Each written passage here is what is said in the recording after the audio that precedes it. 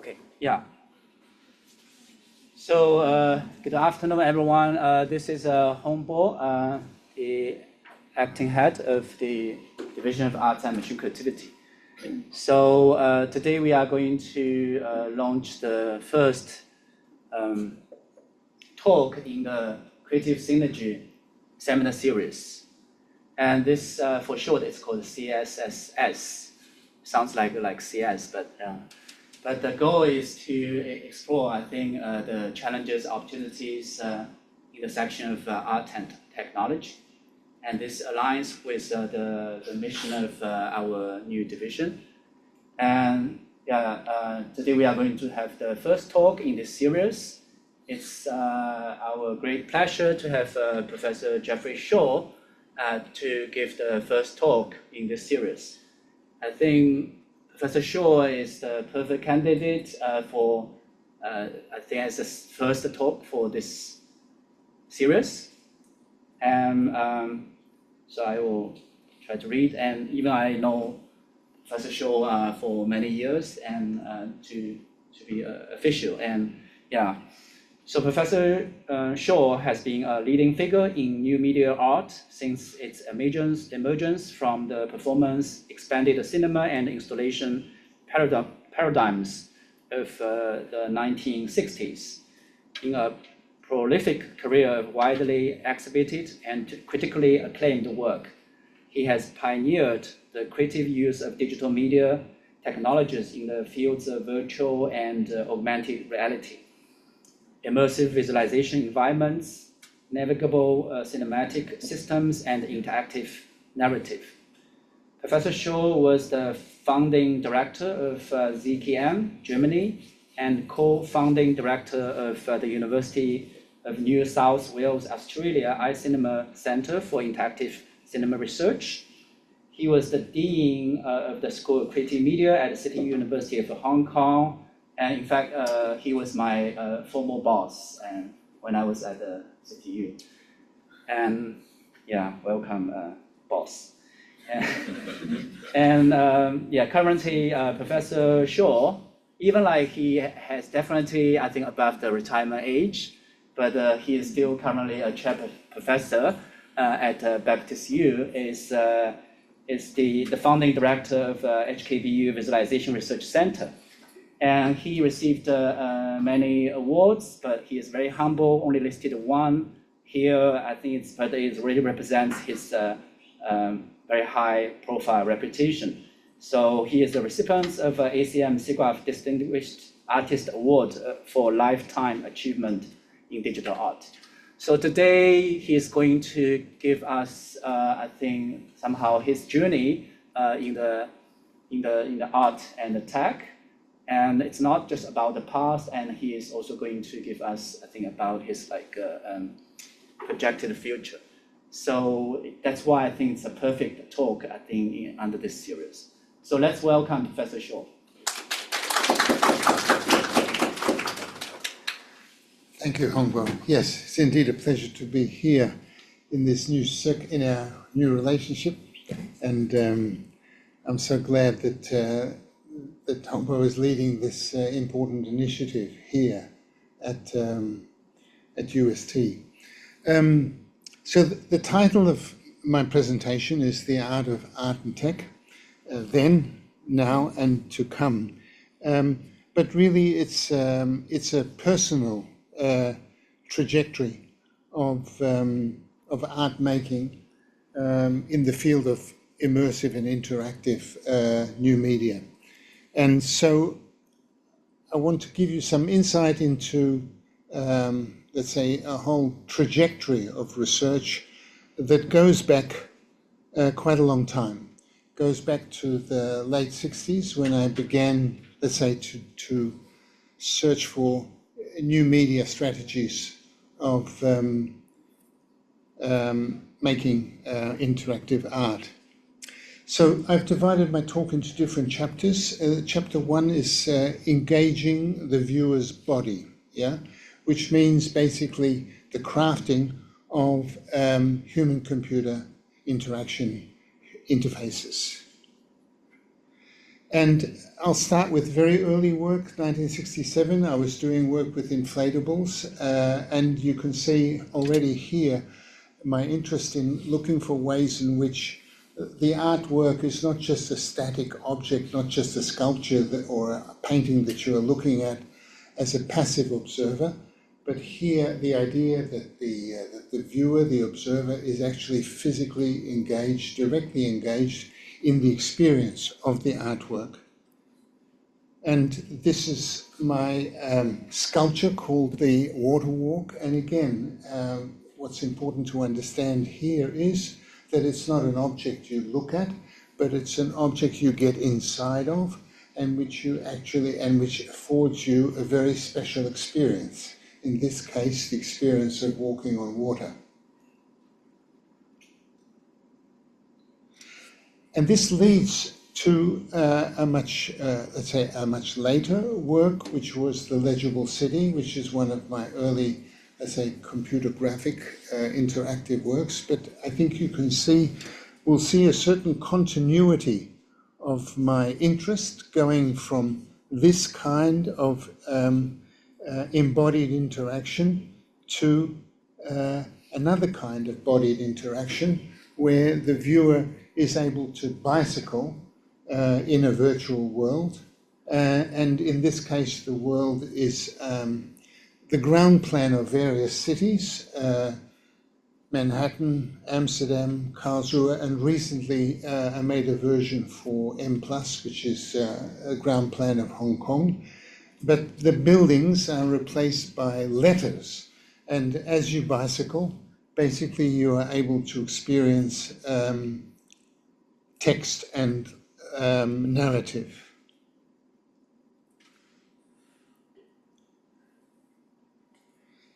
Another work that dates around this time is the Virtual Museum, which again shows you a certain strategy of, let's say, embodied interaction, because in this work,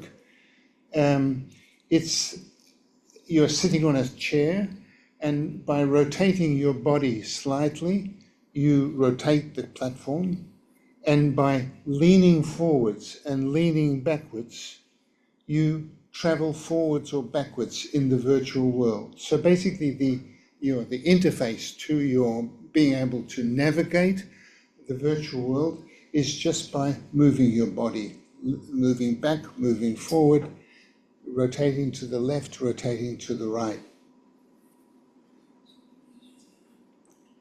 A virtual museum is just, I think it was the first virtual museum that was created, and basically the hypothesis is that you have one room where you have the installation, and then you can have basically an infinite number of replicas of that room that you can travel from one room to another and experience virtual exhibits in each of these rooms. So the idea indeed of a virtual extension to the real space. And it's a kind of AR work in the sense that the space you are in is replicated in the virtual world. So you are rotating your point of view and moving both in the real space and also in the virtual space, which is its replica. And for those who have a certain fascination about technology, so you remember the date for this, don't you? 1995. Now, these are the computer graphics that were possible in 1995 with that computer, which was a Silicon Graphics reality engine. The price was $250,000 US. So $250,000 US to create computer graphics like this in 1995. So you can see how far we've come since then. Again, looking at ways of strategies of interaction. I mean, this is just using the Connect. This was a project I did with martial arts, where you are just pose matching, where you just move your body. The system is tracking your body and pose matching you with certain kung fu positions. And here are a couple more experiments in let's say, HCI experiments. And I'll just show you these two works because they are somewhat idiosyncratic. One is a tongue-operated VR interface, and the other is a palm reading interface. Basically, the system, you put your hand down on a scanner, it scans your hand, it looks at these the pattern of your lines, the lines on your hand, and then it puts that pattern into the visual space. And you see all the other lines there. The other lines belong to people who have done it before you. So basically you add your identity to a community of identities of other people who have participated in this artwork. And this is again, a tongue-operated. From the point of view of hygiene, you need to put a cover on the switch. You put it in your mouth, you put on the goggles, and basically by using your tongue to put pressure on the switch, you control what you see.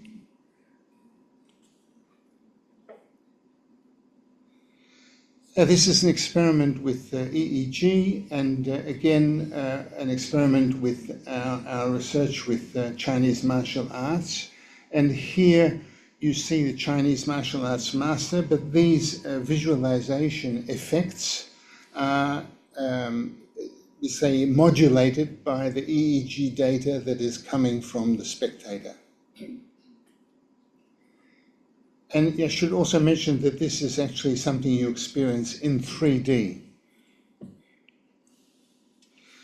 Okay, so the next topic, the next chapter, is works I've done in the let's say in the sphere of virtual reality, augmented reality, mixed reality, and XR. And I'll start again with a very early project, which you could say is a mixed reality AR work. It's projection mapping, and it's just projection mapping of daytime sky onto an inflatable cloud at night.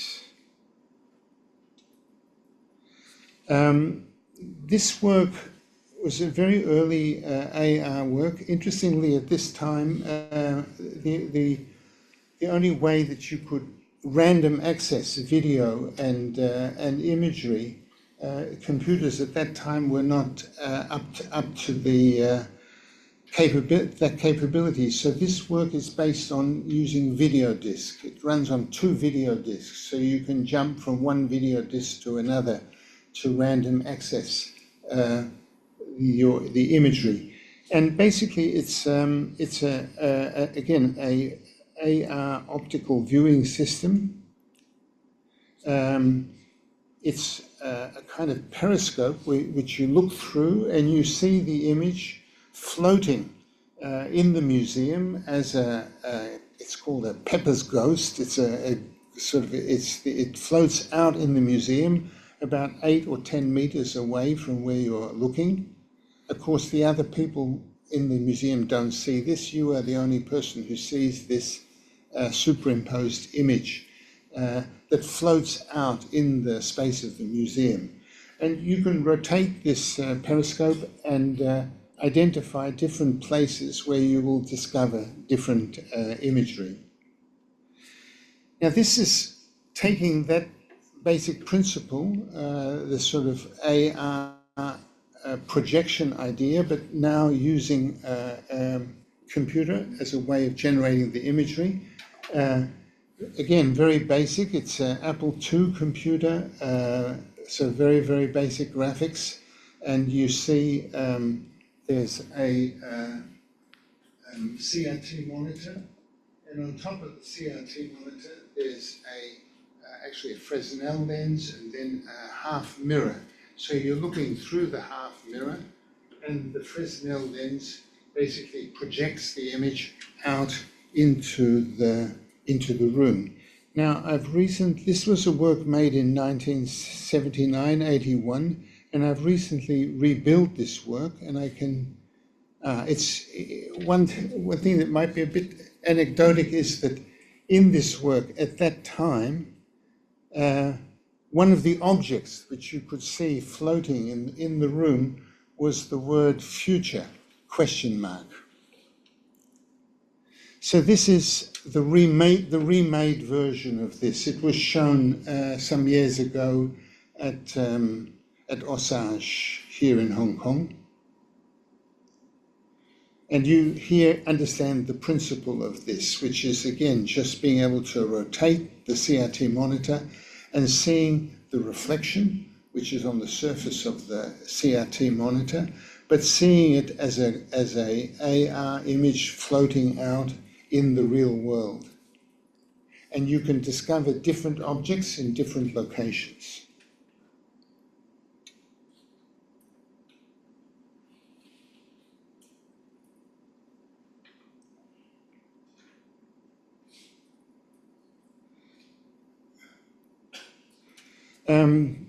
This is an early experiment again with augmented reality. It's called the golden calf. You basically pick up a monitor screen and you see a virtual golden calf on a pedestal. Again, if you just look at the technology of this, it's just an LCD screen of that generation. You have to also imagine that this is before the days of any kind of iPad or any devices that you held in your hand. So it was very surprising for people at that time to actually pick up a monitor and hold it in your hands and being able to move it around. So of course, a more up-to-date iteration of this work uses an iPad Pro, and I'm using now the camera on the iPad Pro to track this pattern on top of the pedestal, which is basically the position tracking for the iPad. And also you'll notice here, these are cameras which are embedded in the pedestal. So now there is a new, say, mixed reality feature, and that is that you can see your own reflection on the skin of the golden calf. So you not only have a virtual golden calf standing on top of this pedestal, but the virtual golden calf reflects your actual image on its body.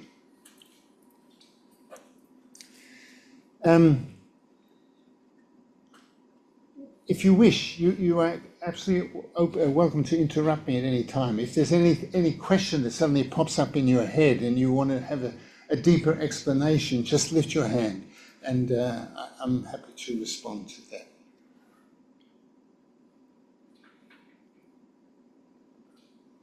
that. Just going back again, you'll notice in this work there is this cable here. So this is the tracking system that was used at that time, which was a magnetic field tracking system that needed a cable connection between the monitor and the emitter. But now, of course, with the iPad, using the iPad camera, you have a vision system to do the tracking.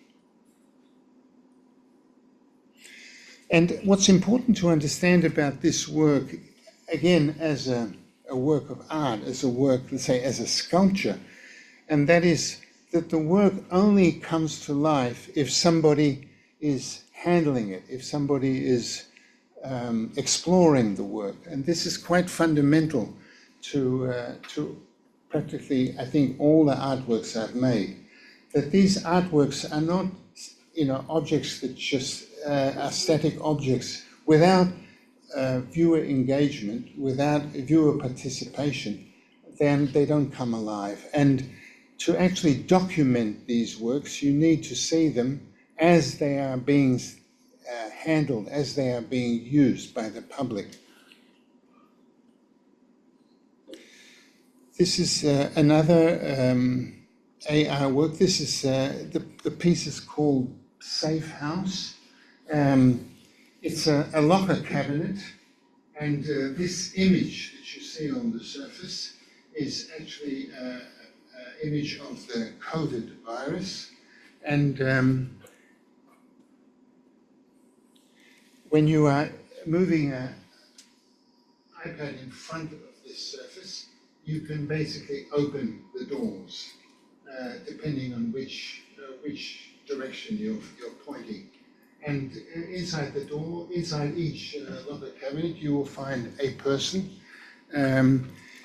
It's safe house because, in fact, you could say this is a kind of a locker hotel where people are in quarantine and they are exercising to keep fit.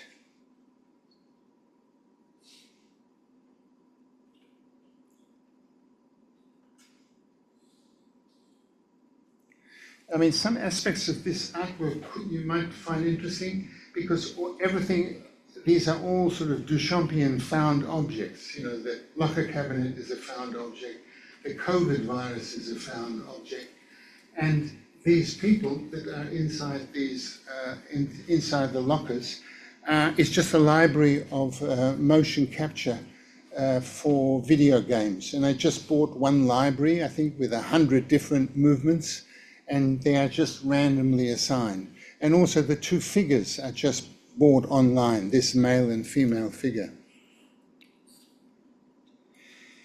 This is AR work related to cultural heritage. We've done some major projects with the Dunhuang Academy in China. And what you're seeing here is wireframe representation of one cave, one of the Dunhuang caves, and it's more or less one-to-one scale. In other words, this room is more or less the same size as the actual cave.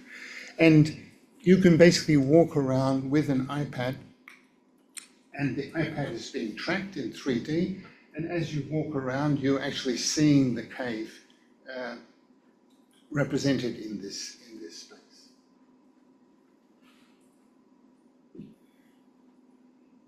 I think we had 2 or 3 iPads which could be tracked simultaneously as you're walking around in this space. And another variant of this is a work we did in relation to a painting of Leonardo da Vinci, which is the Virgin of the Rocks. And you see that behind the main figures in the foreground, there is a quite beautiful and interesting landscape, which Leonardo has painted. So what we did is we have the cutout of the figures, and then in the room behind the figures, you have, again, I think 2 or 3 iPads which can be tracked. And we've built a 3D model of what Leonardo has represented in the painting. So basically, the idea is that you walk behind the figures in the foreground and enter this space that Leonardo has evoked behind those figures. If you look back at the figures, you see a wireframe representation of that space as a mirror image.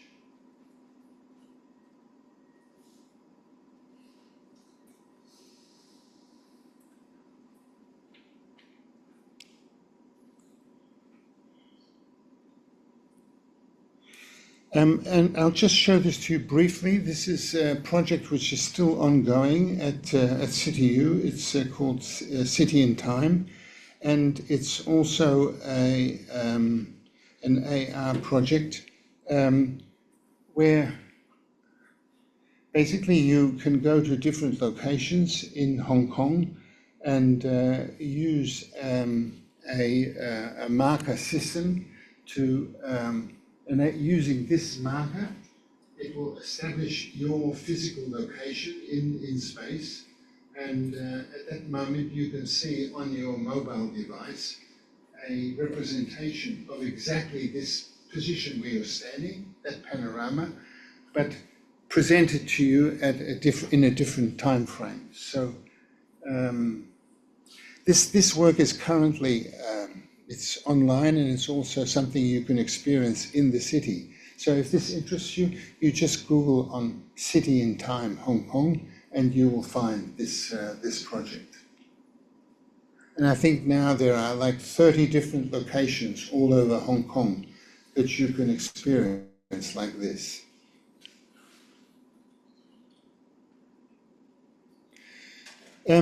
Okay, the third chapter of my presentation is around the topic of immersive experience, because a lot of the work that I'm interested in involves immersivity. And if you think back to the first slide I showed you, where you see all these people jumping around in those inflatable structures, you can see that this idea of physical engagement and immersive experience has been a constant red thread in all my work.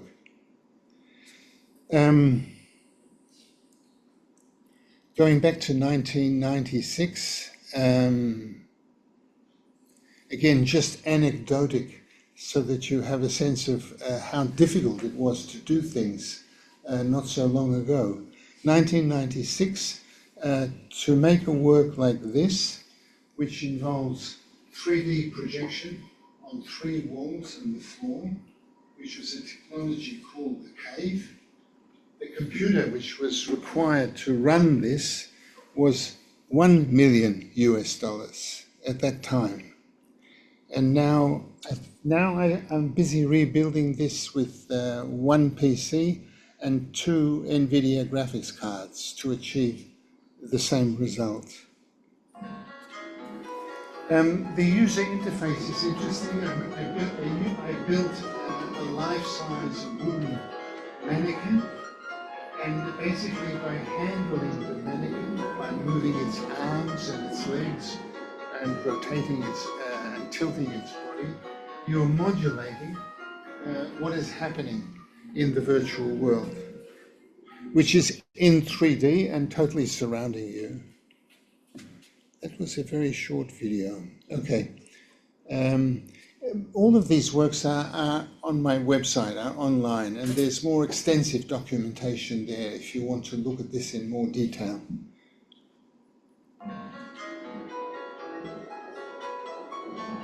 So rotating the puppet, tilting the puppet, moving the puppet's head would modulate both the visual space in real time and also the audio space.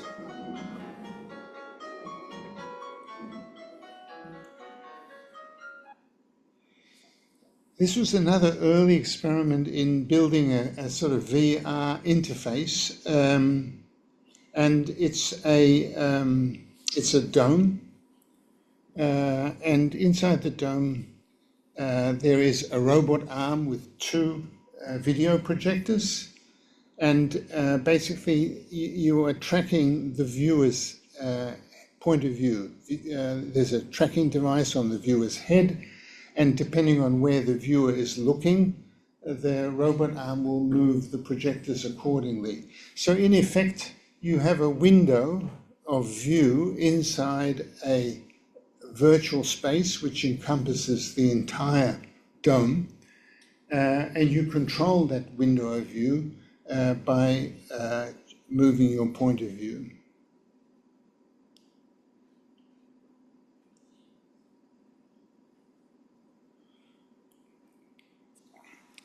This is a later iteration of basically the same concept. And this now is showing a work by a French artist, Jean-Michel Bruyère. So he made you could say this is it, this is a fisheye movie, yeah? A full dome movie, and you can basically move your point of view around inside that movie.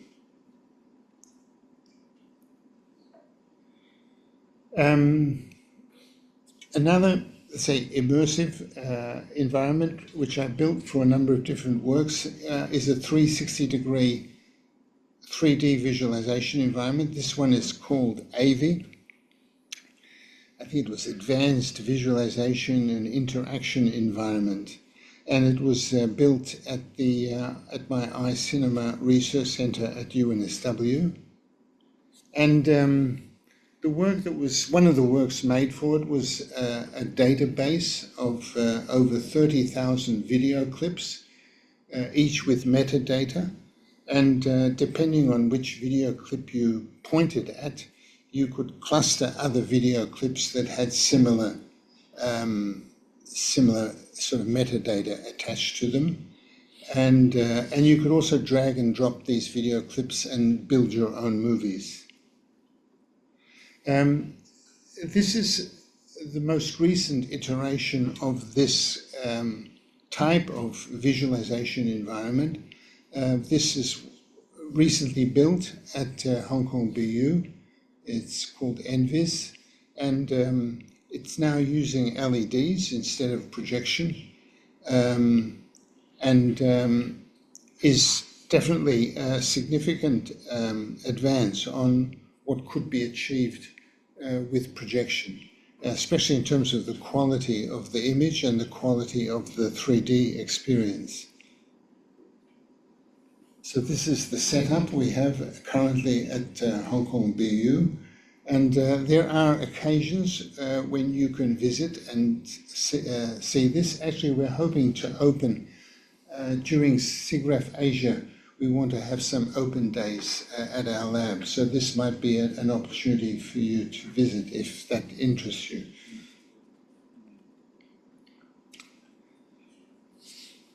I'm just going to take a sip of water. If I may, because the 360-degree cinematic immersion, I would like to know more, like, do you have any specification of the movies or not that you put into that screen that the viewer to point and pick, or just random also movie? You're talking about that earlier work. Okay, again, it was a fairly ambitious undertaking, and basically what we did is we recorded, I'll go into some detail. It's 24 hours of free-to-air television, okay? So this was, but it's a random selection of videos which were just downloaded from free-to-air television in Australia. I think 5 channels. And the only thing is there was some curatorial criteria, so we did not record news, we did not record music videos or sports. So many were interested in narrative content, yeah? And so we had this 24 hours, and then the 24 hours was automatically segmented, okay? Which meant looking for changes of scene or edits, yeah? And with that, it means what happened is that the 24 hours became 30,000 video clips, typically averaging around 4 to 6 seconds each clip, yeah? And then these were manually tagged. At that time, there were no tools for automatic, or very few tools for automatic tagging. So a number of people were employed for some months to go through all these video clips, and we were interested in metadata which had some semantic, significance. So the kinds of things we were looking for was love, fear, anger, joy, but also other things like standing still, running, sitting, male, female, also things like, for instance, telephoning, yeah? And so you ended up with a certain range of metadata, which was interesting because, for example, if you click on somebody on the telephone, suddenly all around you there's a whole bunch of videos with people on the telephone. And then because you can drag and drop these videos together, you can basically assemble a movie where everybody's talking to each other on the telephone, right? All these people are all on the phone speaking to each other, apparently, but it's a little surreal, of course, because they're all talking about various things. Does that make sense? The other thing which is very significant about that work was that when you pointed at a video, and that video, for instance, had, let's just say it was an expression of love indoors, okay, and slow moving, okay, you would see a whole cluster of videos in front of you which had those characteristics. But if you look behind you, you would see the opposite. So you'd probably see not love, but maybe anger, not indoors, but outdoors, and not slow moving, but very fast moving. So you've got both the, you could say, the synonyms and the antonyms at the same time. You've got what you asked for and the opposite of what you asked for, and everything in between on both sides. So you had that whole spectrum of what was close to what you asked for, what was distant from what you asked for, and the spectrum in between.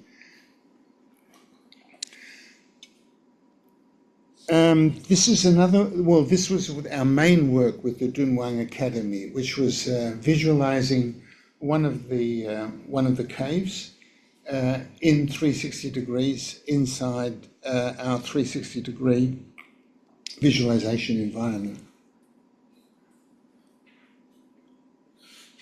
We seem to be getting sort of random effects here. Somehow or other, the configuration of the computer here is doing that. Zoom controller. Yeah.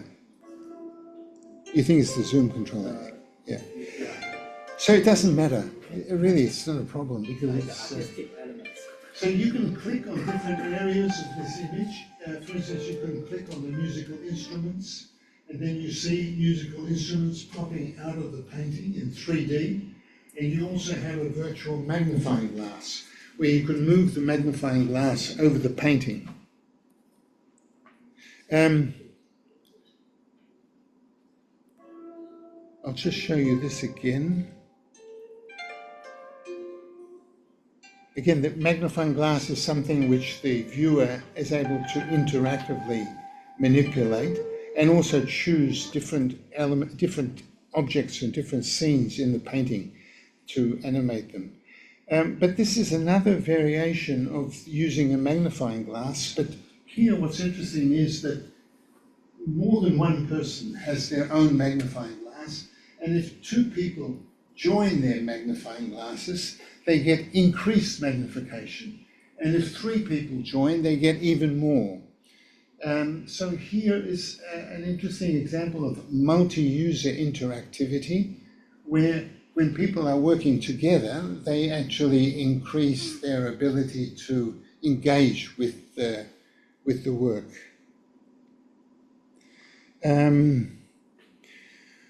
We also did a big project together with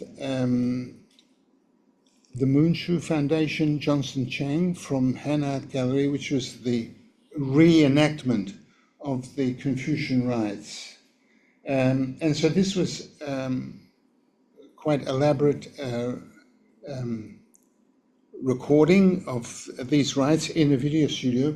But what I'd like to show you is that we also developed an AR variation or an AR application, which takes all that video data that we shot on location and repositions that video data in a virtual model of the temple space. And you, as a viewer, are able to freely navigate the temple space and engage with those video clips which are geolocated in that space. And also they are temporally aligned with that space. So you see video switching on and off because everything is running on a timeline.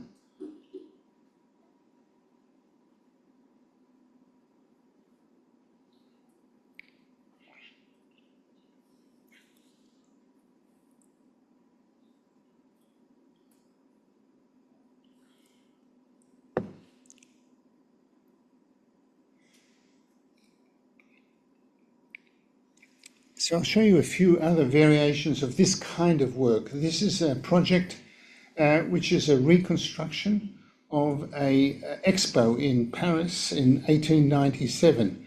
There is a very big body of stereoscopic photographs that were made at that time. Now, these stereoscopic photographs are geolocated in a model of that expo building. And you as a viewer are able to navigate that virtual representation of that building, of that expo site, and basically engage with these stereoscopic photographs which were shot at that time on location. Again, we're just seeing it now in mono, of course, but each of these pictures as a stereoscopic image is very engaging, very immersive.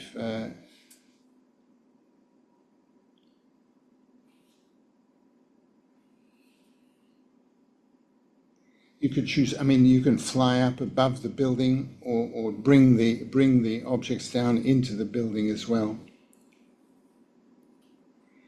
And this is another sort of archive-related work. This is a collection of silent movies at the Eye Museum in Amsterdam. It's one of the biggest collections of silent movies. Basically you have a 360 degrees environment where you can navigate and identify which of these videos interests you, and if you come close to one of them, or I think identify one that interests you, then it'll come close and begin to play.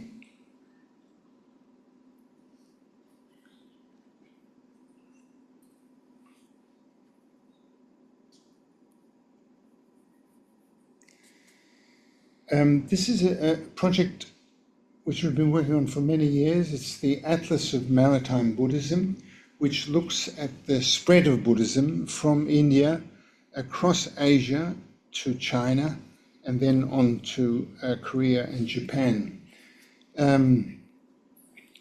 We've been to many of these Buddhist locations. It's following the spread of Buddhism along the maritime route, which means documenting Buddhist sites which are coastal Buddhist sites and also riverine sites.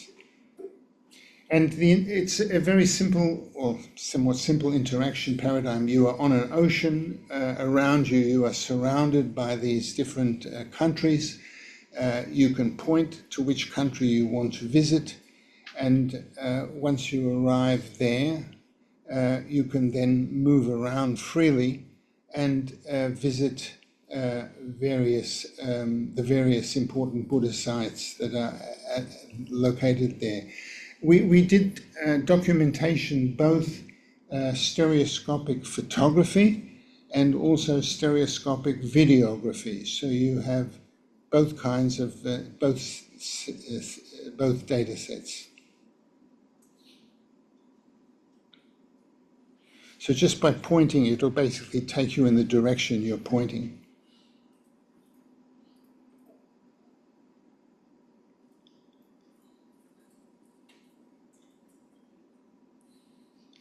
The behavior of the video is a little bit jerky at the moment, but this is a zoom artifact. It's actually totally smooth.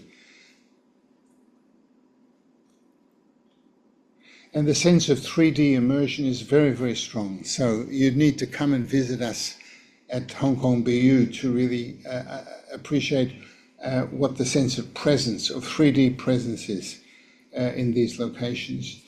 This was a version of that work which we set up for a couple of months at Hong Kong Airport, and we called it Fly Me There. 浸大一直致力開拓創新藝術科技 art+tech 嘅發展同埋應用。今次項目唔單止為香港 art+tech 發展開創先河，亦都係全球首個構建下一代互動沉浸式體驗嘅綜合系統。呢次我哋好高興咧，浸會大學同埋香港政府一齊啦，佢哋合作將呢一個咁新穎嘅創新嘅旅客體驗咧帶出嚟喺呢個機場。Here they can fly virtually to 8 Asian countries and visit cultural heritage sites, and they can experience these sites in 360-degree 3D panoramic environment. All this unique material was done over a period of 4 years. We visited all these countries and we took hundreds of panoramic 3D photographs with very special equipment and also panoramic video. 旅客嚟到香港機場咧，唔係只係過路咁簡單，令到佢可以同埋佢嘅朋友啊，佢嘅。So this is a work made for the Palace Museum. It's the so-called dreamscape of the emperor, and I think what's interesting about this is the fact that to watch this work, you are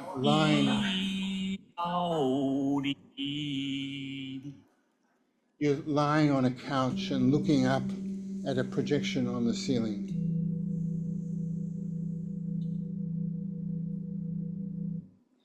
And I'll show you a few more of the works which we made for the Palace Museum. These are actual objects in the collection, but they are mythological horses which can fly. And so we animated these horses, and you see them just flying around on screens in the museum. What's interesting here is that while the animations are offline, the actual movement of these horses in the space is a real-time animation. So the path and the configuration of where these horses are at any one moment is always changing. And this is the same work, but now presented in 3D in our 360-degree system. Again, this is something I can show you at HKBU. This is another work we made recently. It was a student who built this kite game, basically. You just can fly these kites around, and if you crash them into each other, you get points.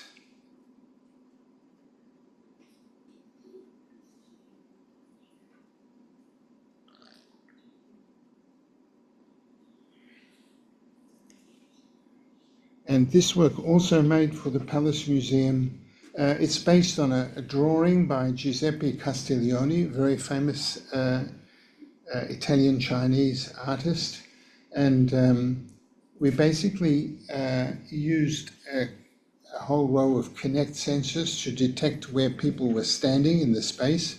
And these horses, which were motion captured and animated in real time. Basically, if you come close to the wall, they will walk towards you, and they will interact with you in a very basic way, but sufficiently to create a very strong sense of engagement with the public.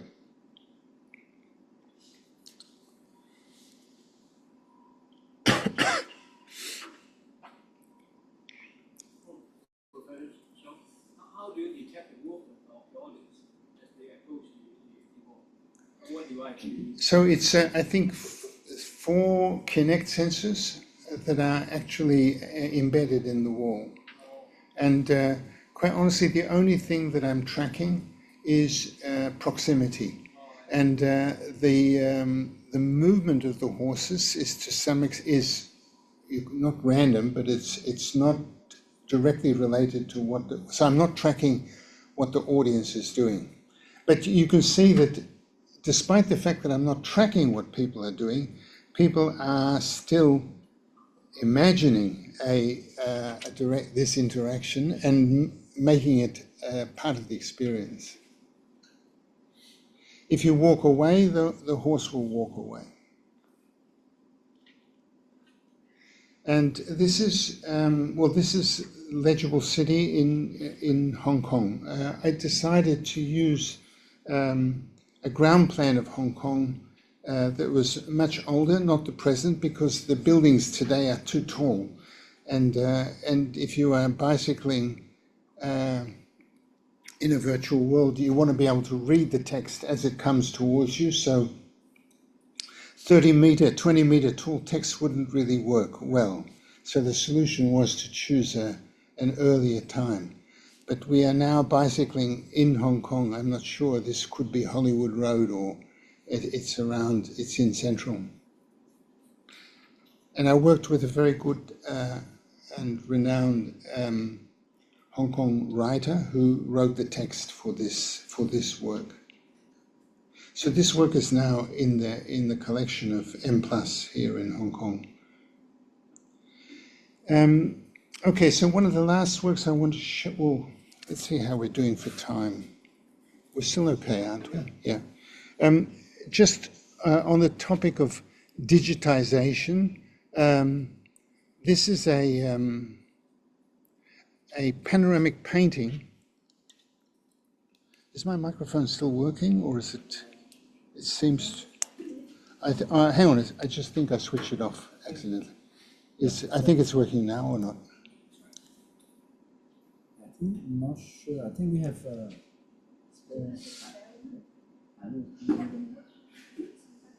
I think Is it should still be okay. Okay, I think it's working now.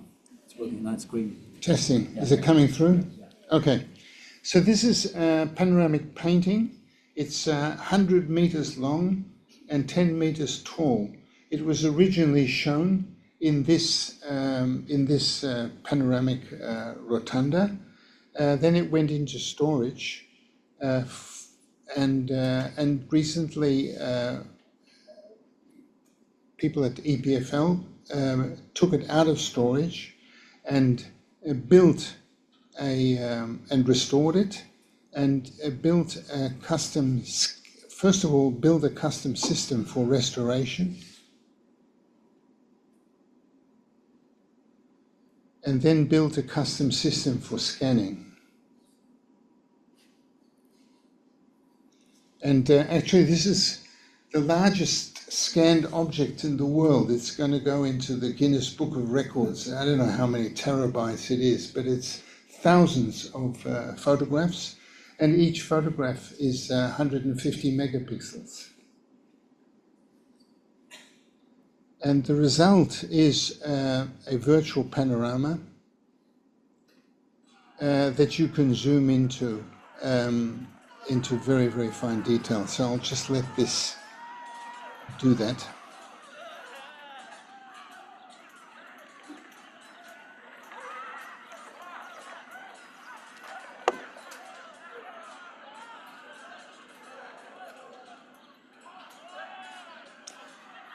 So actually, you have to imagine this eye is, in reality, it's 4 centimeters. And we can blow it up to 4 meters.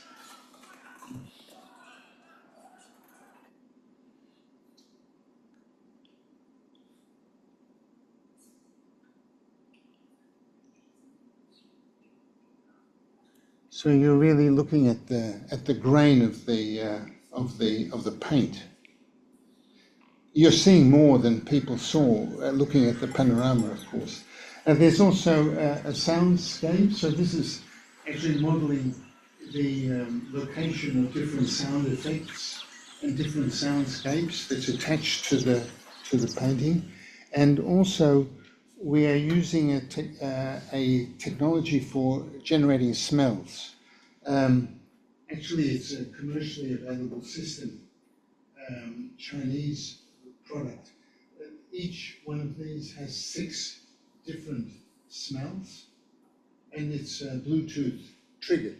So basically, if I track where somebody is standing in the room, depending on where they're standing, they're getting different smells. And this is a smell map of the panorama. So these are different smells, and depending where you are standing, you're getting these different smells. So it could be the smell of horse or the smell sweat of soldiers and also other augmentations involve bringing objects into the painting, and also reenactments of that are also going to be embedded in the painting. And this is, for instance, a looting scene here, and then there's a little bit of theatre, a little bit of a reenactment to go with this looting scene.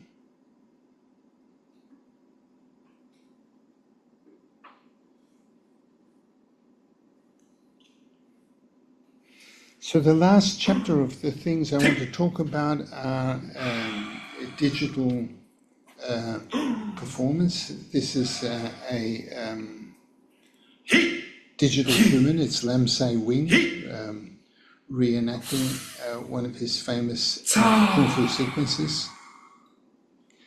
Early work involving performance was work I did with Genesis and Peter Gabriel for The Lamb Lies Down on Broadway, which is basically one of the early examples of multi-screen projection, presenting a visual narrative to go with the music. This work, which is very much an experiment in terms of interactive cinema, involves a panorama where you have actors with pre-scripted actors who are telling certain stories, but you have a system where you can interactively decide which of these people you want to listen to. So you can choose who you want to listen to, and you can also choose when you want to move on to somebody else. So you're basically in this cinematic space, you become the camera person and the editor of this movie.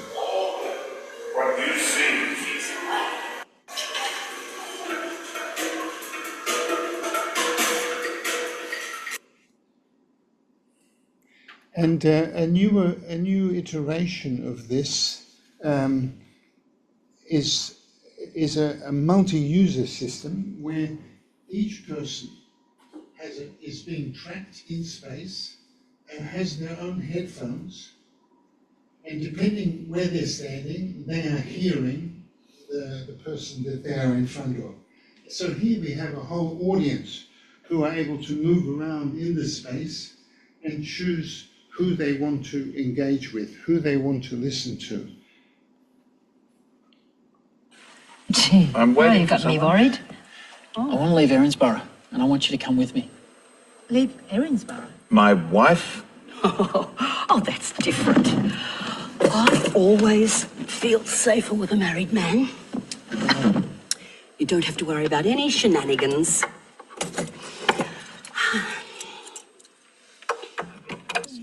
Mad cow! Will you please control yourself? Look away. Simply look away. What? And these panoramic movies involved also some R&D, developing various camera systems. I mean, this is going back to 2007. But recently, of course, we're using new generation 360-degree video cameras, which are coming mainly from companies in Shenzhen, which are really very sophisticated. This was another, let's say, 360-degree movie done with the Wooster Group in New York. Again, it's interesting, with 360 degrees, you have the possibility for creating a multi-narrative space, which, even though it's a linear movie, basically it's a multi-narrative linear movie which the viewer is able to explore. And here again, we have a similar paradigm. This is a poet, Edwin Thumbu, and he's been recorded reciting 28 different poems of his. And for instance, most footpaths shimmer and sweat at noon. knowing that bones are made from earth, when I say that sunlight, impure but beautiful, drink from the nectaries. So basically, you are moving a microphone around, and depending on where the microphone is, that's the person you are hearing. Each one is speaking a different poem, but you are combining fragments of his poems together. So you're building a new poem, a personal poem, based on fragments of the poems which he is speaking. And again, he's speaking 28 different poems.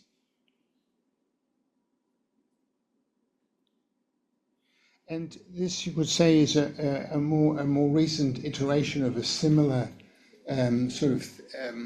thinking. This piece is called Chatbots, and you've got basically two chatbots here, two people, two characters, who have engaged in a conversation. And I've given them beforehand their topics which they are talking about. So if you're just standing there listening to them, they're just improvising around a number of topics. But you have the opportunity to enter their conversation, and you'll see in a moment how that's done. It's done by using this microphone, and at a certain moment the microphone indicates that you can enter the conversation, which will then basically shift the topic of their conversation. And these are real-time images which are being generated by DALL-E, and those images they're listening basically to the conversation, and they are just being generated spontaneously, depending on what these people are saying. Causing massive destruction and loss of infrastructure. It's intriguing how the forces of nature, like tornadoes and bursting dams, remind us about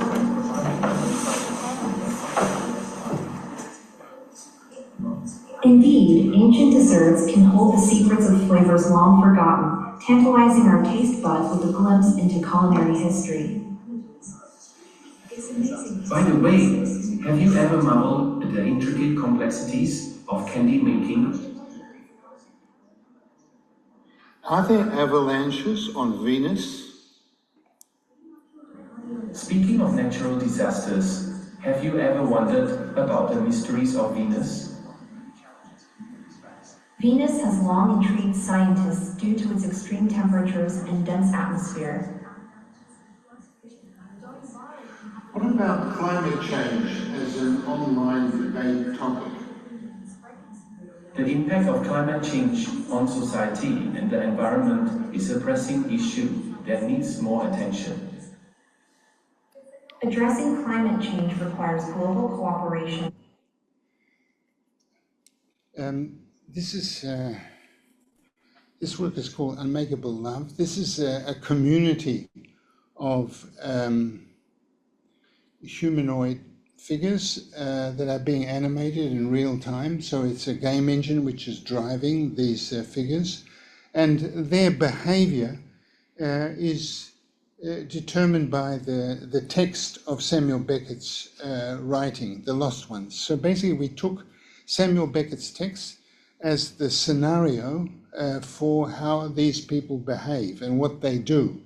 And this is the sort of the architecture of their behavior.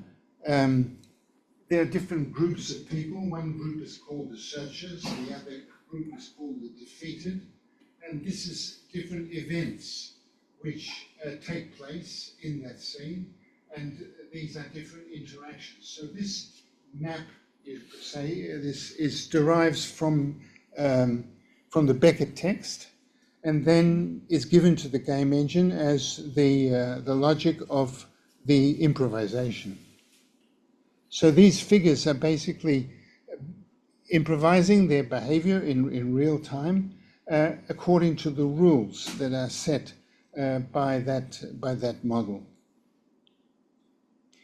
The viewers, there are 6 different points of view. You are looking into this scene from 6 angles in 3D, and each viewer has their own torch, which they can move around to explore that scene. And if you point the torch, you can actually point the torch and shine the virtual torch beam through the virtual world and illuminate the person who's on the opposite side of the installation. So it's a somewhat sophisticated sort of MR configuration.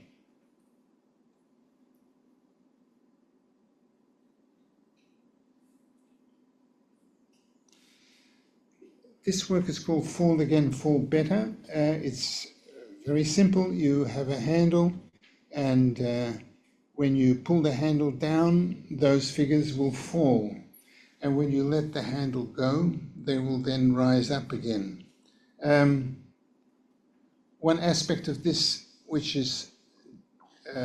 gives it its sort of inner logic or inner drama, is that when they fall, they will never fall the same way twice. So every fall is a unique event, never to be repeated. And this is a variation of that work where there is just a switch on the floor, and when you step on the mat, they will fall, and when you step back, they will rise up.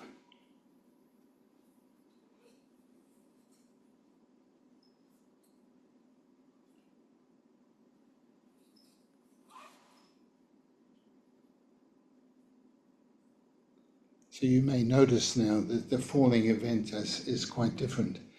And this is a variation of that work that was shown on, I think, a 100-meter long wall in Germany some years ago.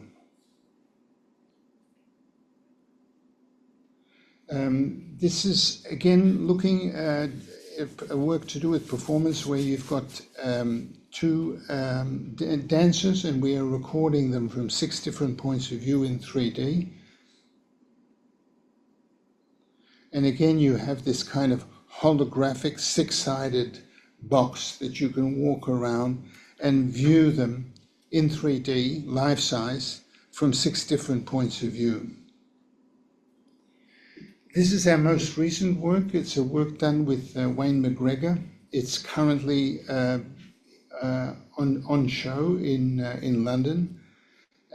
It's using our 360-degree 3D visualization environment. And here, for instance, we are recording the dancers on the helipad of the Peninsula Hotel here in Hong Kong.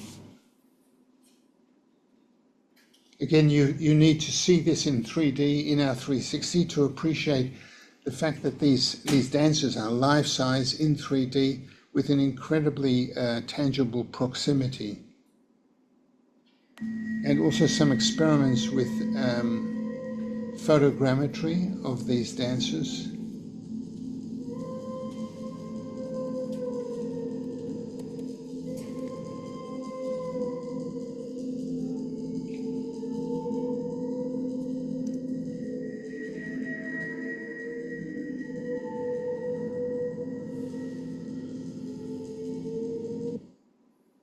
And also some experiments with interactivity. We are tracking all the people in the room, and this ball is connected to one person. Each person has their own ball, and as they move around, they are attaching lines to these dancing figures. So it's the audience themselves that are becoming choreographic agents. I think this is the last work I want to show you. It's a visualization of a piece of music by Mahler.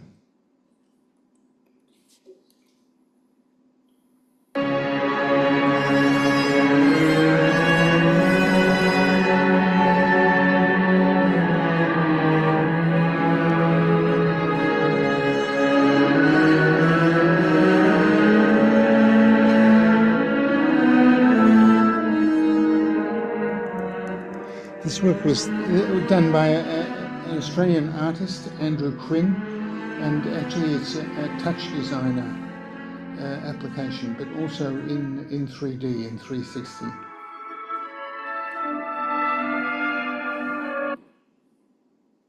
I don't know where it will stop.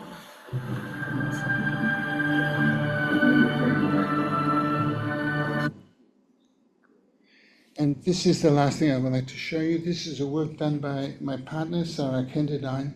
Actually, it will be shown soon in Hong Kong.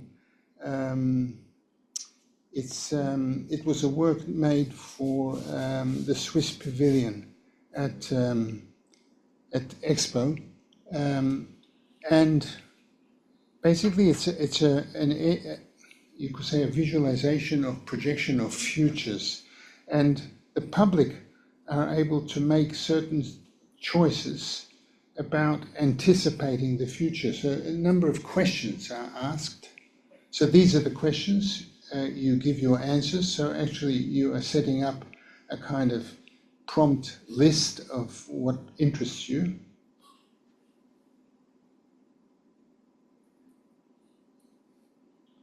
And at a certain moment, once you finish this questionnaire, it will bring up an image and a narrative which is generated by by that set of prompts. So this is one example of one AI-generated image and an AI-generated text based on on your input.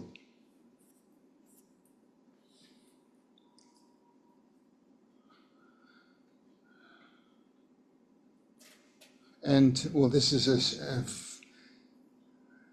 many thousands of people interacted with this work in Osaka.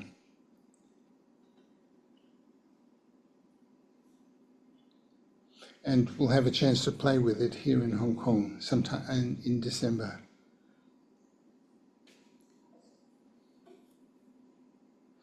Well, this is my last slide. Future question mark, what you make of it. Thank you.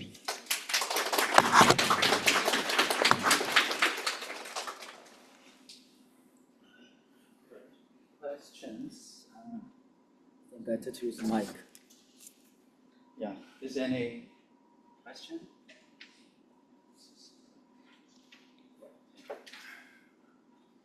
Thanks so much. Incredible array of works that you've shown. How big is your studio? I mean, how many people do you have working for you typically on one of these projects? How long do they? Yeah, I guess it's obviously depend on the work, but it would be interesting to just if you give like a little précis about one of your more elaborate works. How do you get the people to work for you? Where are the funding streams, etc.? Thank you for this question, because it's in a way quite fundamental. How does one go about building a body of work like this under current circumstances? And as an artist, not in the market, so none of these that we could say are market-driven works. I would say, I have to tell you that if we look at the trajectory of the work, until, let's say, for the first 20 years of my career as an independent artist, I was just dependent on Arts Council grants. And at that time, I should say that I was living in the Netherlands, and I found the Dutch quite generous and quite adventurous in that they even had something called an experimental fund, right? And the criteria for that experimental fund was if they didn't understand it, it was good. And since the word interactive at that time was even an unknown, right? I managed to get a lot of support, sufficient support from the Dutch Arts Council and from cultural institutions in the Netherlands to do a lot of those earlier works. But then after that, the trajectory of my work is very much dependent on certain institutional. So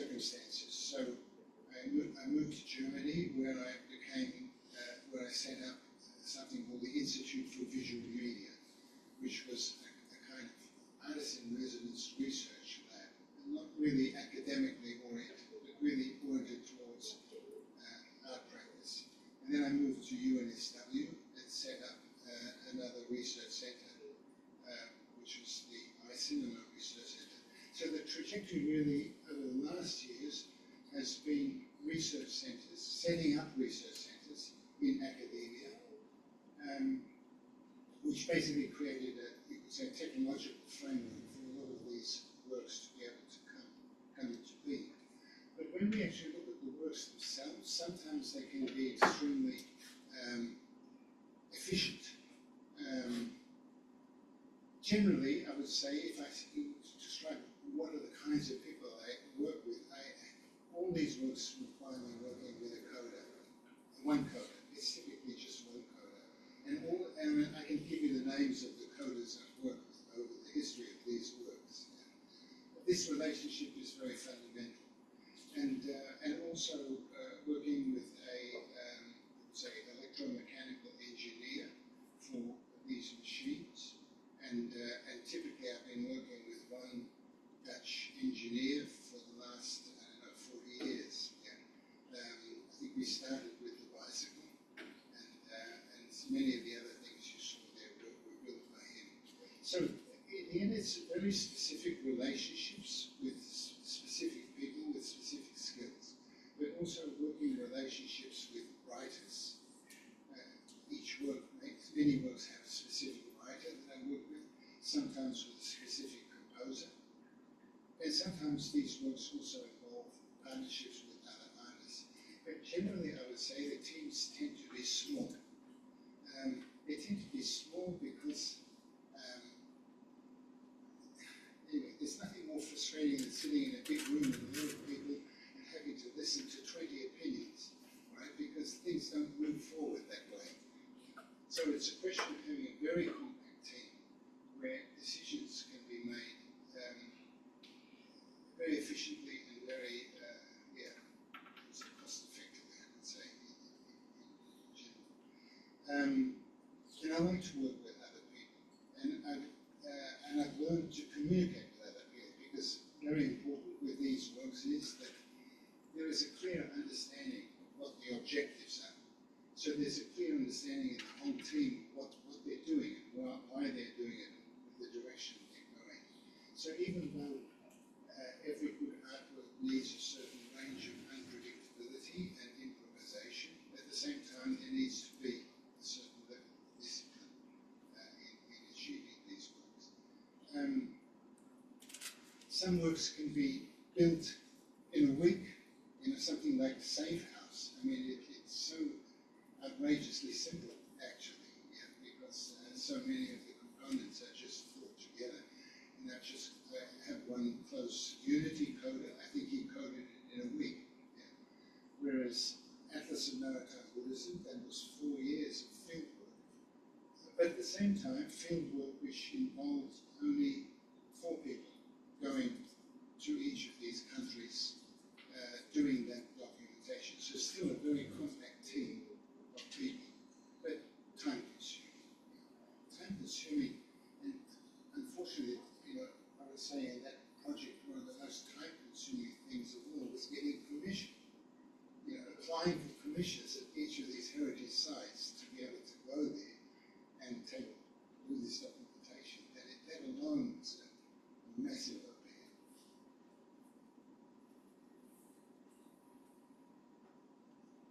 And also cost. Some of these works are expensive and others are very inexpensive. And the expensive ones are usually covered by one or other form of research grant. Okay, so Atlas of Maritime Buddhism was originally an Australian Research Council grant given to artists in Sydney when she was there at UNSW. And then other partners then joined the project later.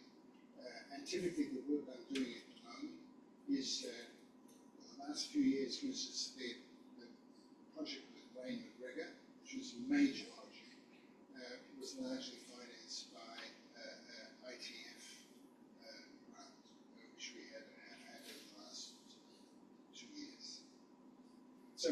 going for grants is one strategy, getting commissions, and then doing it yourself.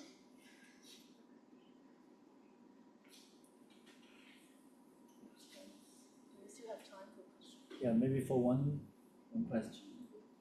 This question is from me for a long time, but first of all, thank you for a fantastic talk.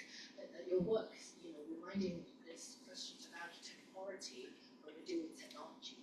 Is in your work, you have like huge age project that talk about bringing something in the past in real time and animated it, and then you also have a project talking about projection of the future.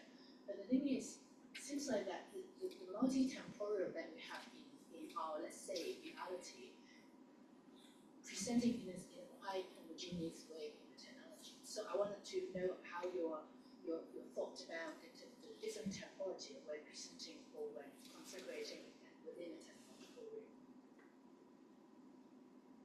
Okay, if I sort of get a sense of what you're driving at, I have to say that my fascination with technology, is the fact that it constitutes an affordance for a certain, let's say, strategy of creativity.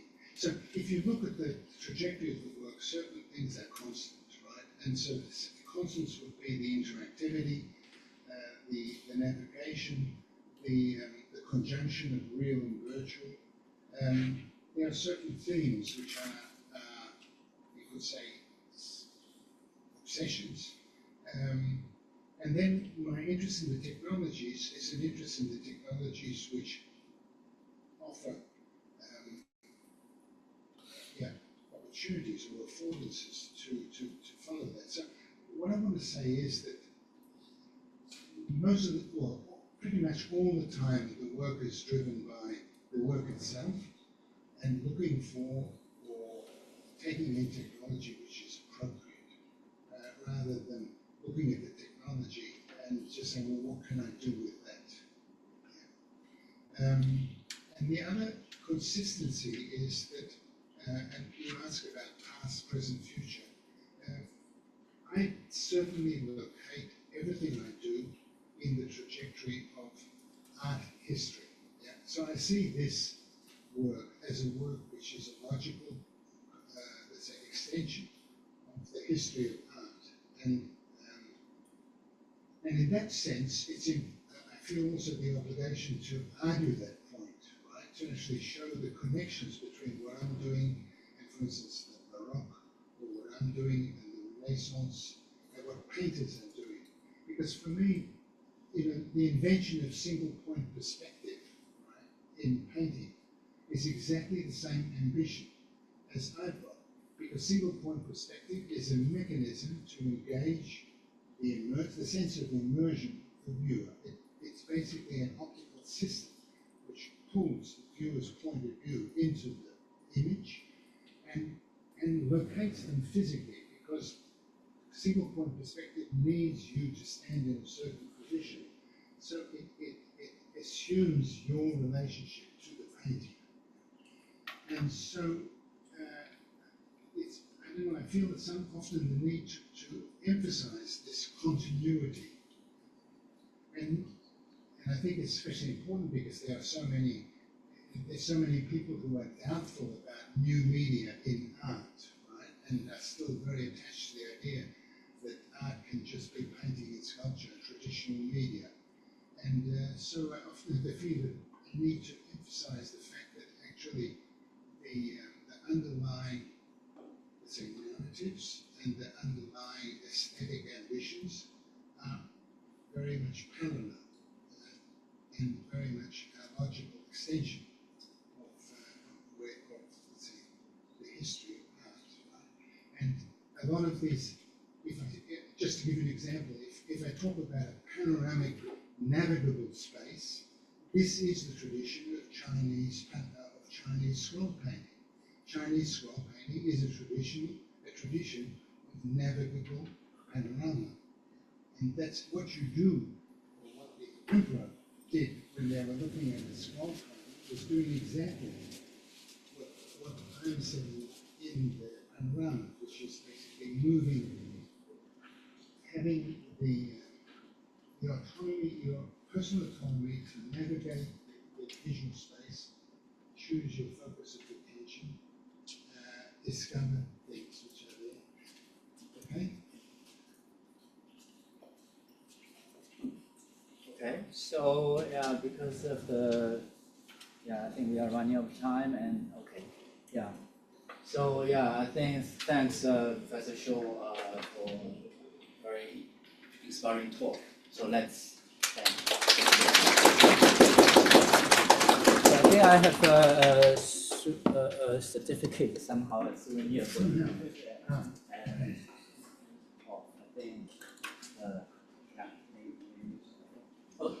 I want to show the screen like. Let me establish myself a little more forward.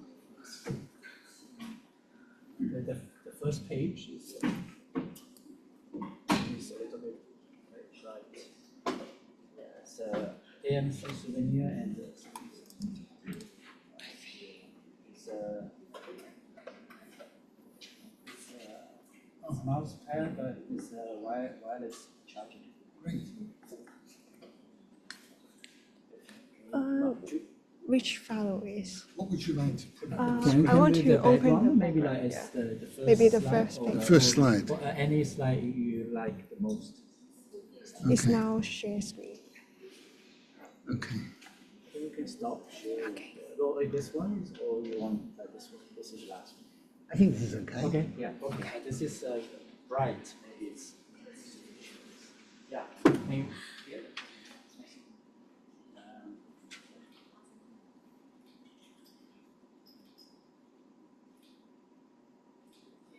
Okay, great. Yeah. Excellent. Thank you. Thanks so much. So. Okay, Yeah. thanks everyone. Thank you.